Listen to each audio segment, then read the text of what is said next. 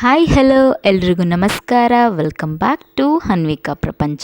ಎಲ್ಲರೂ ಹೇಗಿದ್ದೀರಾ? ಚೆನ್ನಾಗಿದ್ದೀರಾ ಅಂತ ಭಾವಿಸ್ತೀನಿ. ಇವತ್ತು ನಮ್ಮ ಮನೆ ದೇವರು ಅಂದರೆ ನೇರ್ಲೆಕೆರೆ ತಾಯಿಯ ರಥೋತ್ಸವ ನಡೀತಾ ಇದೆ. ಸೊ ಅದಕ್ಕೋಸ್ಕರ ನಾನು ಮೊನ್ನೆನೇ ಮನೆಯೆಲ್ಲ ಕ್ಲೀನ್ ಮಾಡ್ಕೊಂಡಿದ್ದೆ. ಸೊ ಇವತ್ತು ಬೇಗ ಬೆಳಿಗ್ಗೆನೇ ಎದ್ದು ಮನೆಯೆಲ್ಲ ಕ್ಲೀನ್ ಮಾಡಿ ಸ್ನಾನ ಮಾಡಿಕೊಂಡು ಅಡುಗೆ ಮಾಡಿ ಸೊ ದೇವ್ರ ಮನೆಯೆಲ್ಲ ಕ್ಲೀನ್ ಮಾಡಿ ದೀಪ ಕೂಡ ಹಚ್ಚಿದೆ. ನಾವು ಎಡೆ ಇಡ್ತೀವಿ ದೇವ್ರ ಮನೆಗೆ ರಥೋತ್ಸವ ಇರೋದ್ರಿಂದ. ಸೊ ಅದಕ್ಕೋಸ್ಕರ ಅನ್ನ, ನುಗ್ಗೆಕಾಯಿ ಸಾಂಬಾರು, ಬೀನೀಸ್ ಪಲ್ಯ ಹಾಗೆ ಸ್ವಲ್ಪ ಪಾಯಸ ಮಾಡಿದ್ದೆ. ಅದನ್ನು ದೇವ್ರ ಮುಂದೆ ಎಡೆ ಇಟ್ಬಿಟ್ಟು ಹಾಗೆ ಅಸಕ್ಕಿ ತೊಂಬಿಟ್ಟು ಅಂತ ನಮ್ಮ ಅತ್ತೆ ಮಾಡ್ತಾರೆ, ನನಗೆ ಮಾಡೋಕ್ಕೆ ಬರಲ್ಲ, ಅವರೇ ಮಾಡಿದ್ರು.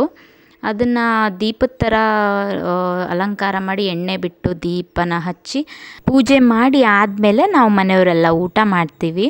ಸೊ ಊಟ ಆದಮೇಲೆ ಮತ್ತೆ ಮಾರ್ನಿಂಗ್ ಬೆಳಿಗ್ಗೆನೇ ಬೇಗ ಎದ್ದು ಸ್ನಾನ ಮಾಡಿ ರೆಡಿ ಆಗಿಬಿಟ್ಟು ಬೆಳಿಗ್ಗೆ ಬೇಗನೆ ಹೋದ್ವಿ ದೇವಸ್ಥಾನಕ್ಕೆ. ಮನೆ ದೇವ್ರಿಗೆ ಪೂಜೆ ಮಾಡಿಸ್ಬೇಕು ಅಂತ ಹೊರಟ್ವಿ, ನಾನು, ನನ್ನ ಮಗಳು ಮತ್ತು ನನ್ನ ಹಸ್ಬೆಂಡು 3 ಜನನೂ.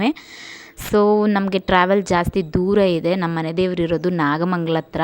ಬೆಳಿಗ್ಗೆ 8 ಗಂಟೆ ಅಷ್ಟರಲ್ಲಿ ದೇವಸ್ಥಾನಕ್ಕೆ ತಲುಪಿದ್ವಿ. ಸೊ ಅಲ್ಲಿ ದೇವಸ್ಥಾನದಲ್ಲಿ ತಿಂಡಿ ಕೊಡ್ತಿದ್ರು, ಈಸ್ಕೊಂಡು ಹಾಗೆ ತಿಂಡಿ ತಿಂದ್ಕೊಂಡ್ವಿ. ನಾನು, ನನ್ನ ಹಸ್ಬೆಂಡು, ಮಗಳಿಗೆ ತಿನ್ನಿಸ್ಬಿಟ್ಟು ಅದಾದಮೇಲೆ ದೇವ್ರ ದರ್ಶನಕ್ಕೆ ಅಂತ ನಾವು ಒಳಗಡೆ ಹೋದ್ವಿ.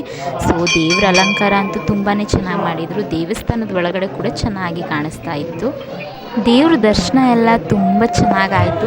ಸೊ ದೇವ್ರು ನೋಡಿಕೊಂಡು ಕೈ ಮುಕ್ಕೊಂಡು ಆಚೆ ಹೊರಗಡೆ ಬಂದ್ವಿ. ಅಲ್ಲಿ ಕೂಡ ಮೆರೆ ದೇವ್ರನ್ನ ಇಟ್ಟಿದ್ರು. ಸೊ ಅಲ್ಲಿ ಕೂಡ ಆ ಒಳಗಡೆ ಪೂಜೆ ಮಾಡ್ತಿರ್ಲಿಲ್ಲ. ಸೊ ಅದಕ್ಕೆ ಆಚೆ ಕಡೆನೇ ಎಲ್ಲ ಪೂಜೆ ಮಾಡಿಸ್ಕೊತಾ ಇದ್ರು.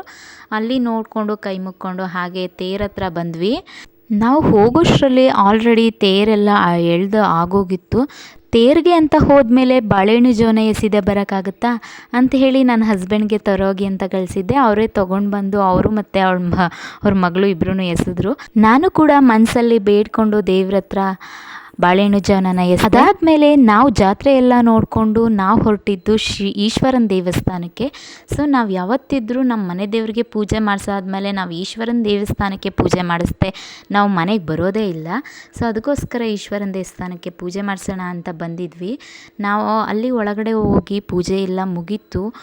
ಪೂಜೆ ಮಾಡಿಸಿ ಹೊರಗಡೆ ಬಂದು ಒಂದೆರಡು ಫೋಟೋಸು ವೀಡಿಯೋಸು ಮಾಡ್ಕೊಂಡ್ವಿ. ಹಾಗೆ ನನ್ನ ಮಗಳು ಕೂಡ ಆಟ ಆಡ್ತಾ ಕೂತಿದ್ಲು. ದೇವಸ್ಥಾನದ ಮುಂಭಾಗದಲ್ಲಿ ಚಿಕ್ಕ ಪುಟ್ಟ ಆನೆನ ಕಲ್ಲಲ್ಲಿ ಕೆತ್ತಿದ್ರು. ಸೊ ಅದರ ಮೇಲೆ ಕೂತ್ಕೊಂಡು ಆಟ ಆಡ್ತಾ ಇದ್ಲು.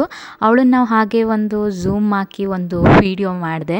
ಅವಳು ಆಟ ಆಡ್ತಾ ಕೂತಿದ್ಲು. ಚಿಕ್ಕದಾಗಿ ಅವಳಿಗೂ ಆ ಆನೆಗೂ ತುಂಬ ಚೆನ್ನಾಗಿ ಹೋಲಿಕೆ ಆಯ್ತಿತ್ತು. ಅದು ಪುಟ್ಟದಾಗಿ ಚೆನ್ನಾಗಿ ಕಾಣಿಸ್ತಿತ್ತು.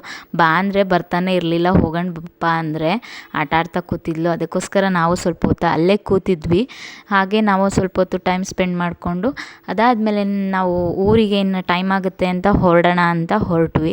ಸೊ ಇವತ್ತಿಗೆ ನನ್ನ ವ್ಲಾಗ್ನ ಮುಗಿಸ್ತಾ ಇದ್ದೀನಿ. ಮತ್ತು ನೆಕ್ಸ್ಟ್ ವ್ಲಾಗಲ್ಲಿ ಸಿಗ್ತೀನಿ. ಇನ್ನು ಯಾರೆಲ್ಲ ನನ್ನ ಚಾನಲ್ನ ಸಬ್ಸ್ಕ್ರೈಬ್ ಮಾಡದೆ ನೋಡ್ತಾ ಇದ್ದೀರಾ, ಸೊ ಪ್ಲೀಸ್ ಸಬ್ಸ್ಕ್ರೈಬ್ ಮಾಡಿ, ಲೈಕ್ ಮಾಡಿ, ಶೇರ್ ಮಾಡಿ, ಕಮೆಂಟ್ ಮಾಡೋದನ್ನು ಮರಿಬೇಡಿ. ಮತ್ತು ನೆಕ್ಸ್ಟ್ ವ್ಲಾಗಲ್ಲಿ ಸಿಗ್ತೀನಿ. ಓಕೆ ಫ್ರೆಂಡ್ಸ್, ಬಾಯ್.